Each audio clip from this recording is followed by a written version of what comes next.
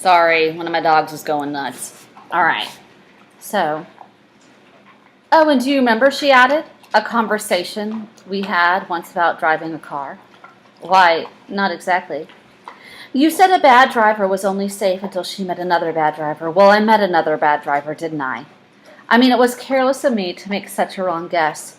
I thought you were an honest, straightforward person. I thought it was your secret pride. She just called him out. When he says, I don't judge, yeah. I'm 30, I said. I'm 5 years too old to lie to myself and call it honor. Okay, I want you to think about what that means. When he says, I'm 30, I said, I'm 5 years too old to lie to myself and call it honor. She didn't answer. Angry and half in love with her and tremendously sorry, I turned away.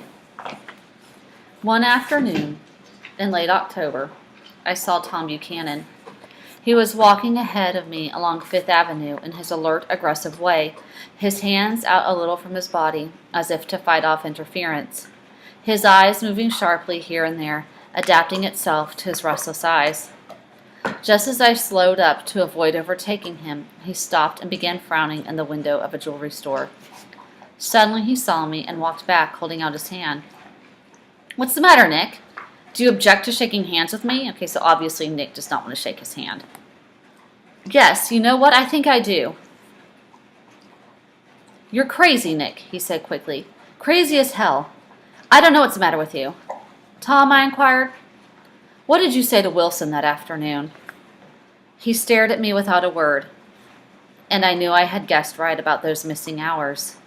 I started to turn away, but he took a step after me and grabbed my arm. Okay, so where do you think Wilson went? There were those missing hours.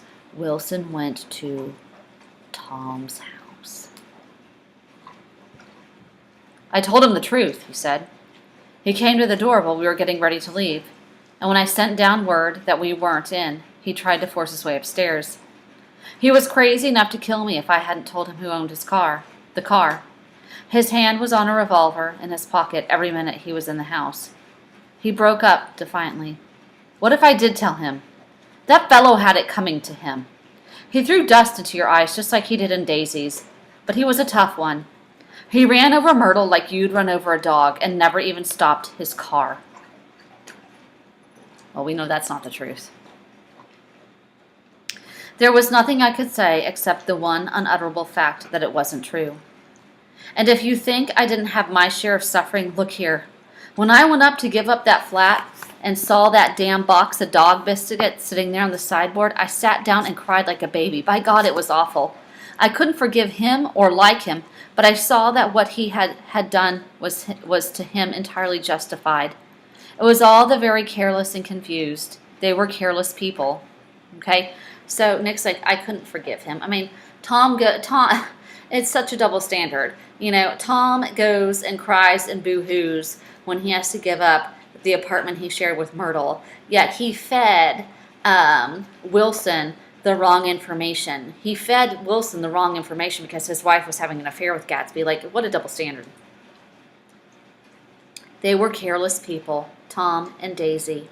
They smashed up things and creatures and then retreated back into their money or their vast carelessness or whatever it was that kept them together, and let other people clean up the mess they had made. Okay, this is a very important paragraph right here, because I think today, this still proves true today, that those with money have a tendency to get away with things that normal people like you and me, working class people who do not come from old money, things that we would never get away with, that we cannot buy our way out of. I shook hands with him. It seemed silly not to, for I suddenly felt as though I were talking to a child. Then he went into the jewelry store to buy a pearl necklace, or perhaps only a pair of cuff buttons, rid of my provincial squeamishness forever. Gatsby's house was still empty when I left. The grass on his lawn had grown long as mine. One of the taxi drivers in the village never took a fare past the entrance gate without stopping for a minute and pointing inside. Perhaps it was he who drove Daisy and Gatsby over to East Egg the night of the accident, and perhaps he made a story about it all on his own. I didn't want to hear it, and I avoided him when I got off the train. I spent my Saturday nights in New York because those gleaming, dazzling parties of his were with me so vividly that I could still hear the music and the laughter, faint and incessant, from his garden and the cars going up and down his drive. One night, I did hear a material car there, and I saw its light stop at his front steps, but I didn't investigate. Probably it was some final guest who had been away at the ends of the earth and didn't know that the party was over. On the last night, with my trunk packed and my car sold to the grocer, I went over and looked at the huge, incoherent failure of a house once more. On the white steps, an obscene word, scrawled by some boy with a piece of brick, stood out clearly in the moonlight, and I erased it, drawing my shoe raspingly across a stone.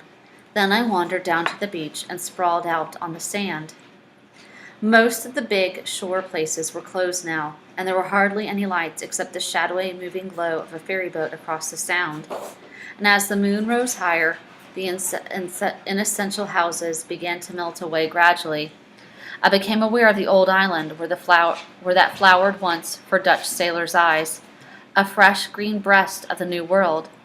Its vanished trees, the trees that had made way for Gatsby's house, had once pondered the whispers to the last and greatest of all human dreams. For a transitory enchanted moment man much have held his breath in the presence of this continent. Compelled into an aesthetic contemplation he neither understood nor desired, face to face for the last time in history with something commiserate to the capacity of wonder. All right, so he's talking about what did this world look like, this new country look like before all of this, back when Dutch sailors and everyone was coming to the United States to make a name for themselves, to get away from that European aristocracy, to not live in a life of old money, okay, to make a name, to pull yourself up by the bootstraps, to acquire that American dream, which we know can be incredibly hard at times. Hi, goes. And I sat there brooding on the old, unknown world. I thought of Gatsby's wonder when he first picked out the green light at the end of Daisy's dock. He'd come a long way to this blue lawn, and his dreams must have seemed so close that he could hardly fail to grasp it. He did not know that it was already behind him, somewhere back in the Republic. He did not know that it was already behind him, somewhere back in the vast obscurity beyond the city. Let's make it down. Where the dark fields of the Republic rolled on under the night. Gatsby believed in the green light, the orgastic future that year by year recedes before us.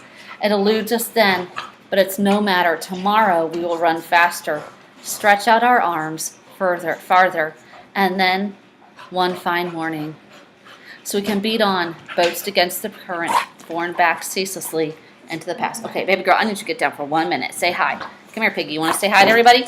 Say hi. Say hi. Say hi, Vespa. Say hi, Ves. Okay, yes, you're a good girl. All right, guys. So let's just kind of wrap this up. The Midwest. Oh, Molly, get down. Okay. The Midwest, which Nick thought was so dreary and so boring and so uninteresting, has now become appealing to him. The East lacks morals. It's just glitter and glam. There's no depth. There's no complexity. It's all about building yourself up and taking other people down. We kind of see that Tom and Daisy have betrayed American ideals. They kind of have that old European status. Stop. Where there is that social hierarchy as to that in Europe.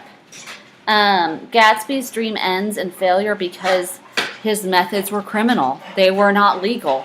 You can never gain acceptance into that old money, into that American aristocracy, if you're doing it illegally. And he would have had to have inherited his money in order to win Daisy. Fitzgerald's novels, just to kind of to wrap this up, questions the idea of the America in which we all live. It questions what we value. It questions who we are as a country. All right, guys. Thank you.